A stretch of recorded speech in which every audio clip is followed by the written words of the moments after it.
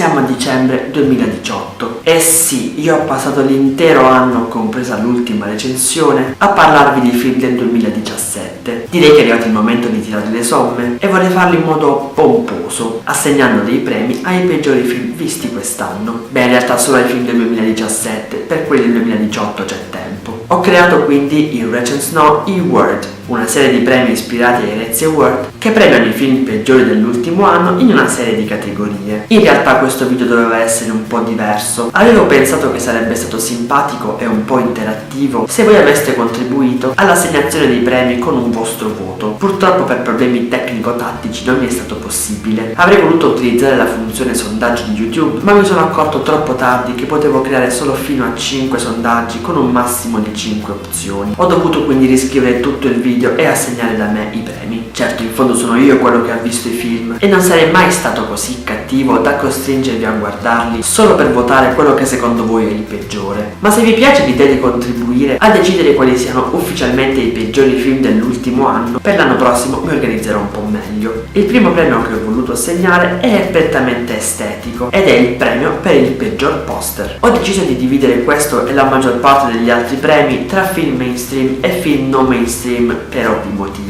Il premio per il peggior poster di un film mainstream va a Maximum Impact. Non c'è molto da dire, se non che sia un poster abbastanza bruttarello e anche un po' confuso. Per quanto riguarda i film non mainstream, è chiaro che potenzialmente tutti i poster facciano mediamente schifo, ma non ho avuto granché di dubbi. E il premio per il peggior poster di un film non mainstream va a The Living Dead. Nel complesso della bruttezza grafica e fotografica del poster, come vi ho detto nella recensione, il personaggio che appare qui all'interno del film non c'è. Passiamo a parlare di qualcosa di più importante, il cast e i personaggi. Penso che sia abbastanza facile da immaginare. Il premio per il peggior cast e o personaggi di un film mainstream va a Daddy's Home 2. Il fatto che sia un sequel di un film in cui chiaramente vorresti una svolta horror splatter, di quelle in cui non se ne salva neanche uno, dà certamente il suo contributo, ma probabilmente non sarebbe stato poi molto diverso se fosse stato un film a sé stante. Il premio per il peggior cast e o personaggi di un film non mainstream va a Dead Forest. Sicuramente è stato sfortunato ad essere l'ultimo film di questo tipo che ho visto, per cui esattamente come Daddy's Home 2, il problema è che gli attori, ma anche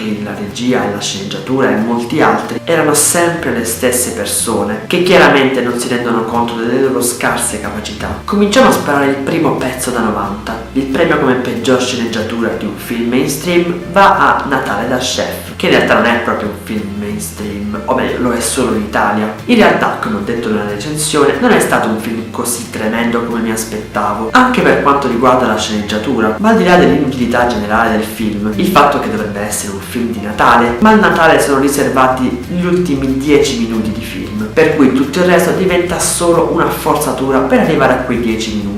Il premio come peggior sceneggiatura di un film non mainstream va a The Omnipotence of Dreams, una carrellata di episodi senza senso e ancor meno credibili, che alla fine forse si rivelano anche inventati e perciò inutili sia per la trama sia per il pubblico. Prima di nominare il vincitore come peggior film, c'è un ultimo premio un po' particolare, che ho denominato il Less Awful Thing Award, ovvero il premio per la cosa meno tremenda di un film brutto. In questo caso non ho creato una distinzione tra mainstream e non mainstream, perché ho fatto affidamento sui singoli elementi del film e non sull'insieme. È stato molto difficile decidere, perché gli elementi che possono salvare un film orribile sono i più disparati. Può essere una storia interessante a cui non è stata fatta giustizia per colpa del budget, come in Armed Response. Può essere dell'inaspettato pathos che quasi mi fa commuovere, come in Britney Ever After. Può essere un guizzo di superficialità indotto da Brock O'Horn in Boo 2 Amadia Halloween, ma ho deciso di assegnare il Less Awful Thing Award a Maximum Impact, per lo spirito di collaborazione tra Stati Uniti e Russia, che mi è sembrato un importante elemento sia a livello di trama, sia per l'ideazione del film stesso, ma anche per una visione un po' inedita della città di Mosca, con quella punta di denuncia politica che non fa mai male. Ultimo, ma decisamente non il meno importante, il premio per il peggior film. In questo caso ho supposto che per giudicare il film nel suo insieme fosse il caso di assegnare i premi in base al genere. Il premio per il peggior film drammatico o horror va a Dead Forest, probabilmente per gli stessi motivi che ho già spiegato prima, ma anche perché in confronto agli altri film dello stesso tipo, ovvero The Living Dead e Il mistero dello Slenderman, la storia completa, è effettivamente molto più confuso. Il premio per il peggior film commedia va a Sleeping Beauties, per il semplice fatto che, anche se è definito una commedia, direi che non è proprio il genere che gli si adatta di più. Dal momento che ci sono film che non si collocano in nessuna delle precedenti categorie, ho considerato questo gruppo di film separatamente, perciò il premio per il peggior film di un altro genere va a The Omnipotence of Dreams, che ho considerato come un fantasy, anche se la sua pagina di IMDb è un po' schizofrenica in questo senso. E i motivi per il premio sono i più vari e disparati. Vi invito a guardare la recensione e penso che vi sarà tutto più chiaro. Chiaramente vi lascio nell'info box un resoconto di tutti i premi e tutti i link per riguardare le recensioni dei film premiati. Fatemi sapere se secondo voi qualche film doveva essere premiato ad un'altra o a più categorie, o se ho ignorato qualche film che meritava un premio, ovviamente che sia del 2017. Se l'idea vi piace, per la prossima volta farò in modo di rendervi partecipi delle votazioni e quindi sarete voi a decidere i vincitori dei prossimi Recension Award. E finalmente dalla prossima recensione parlerò solo di film del 2018.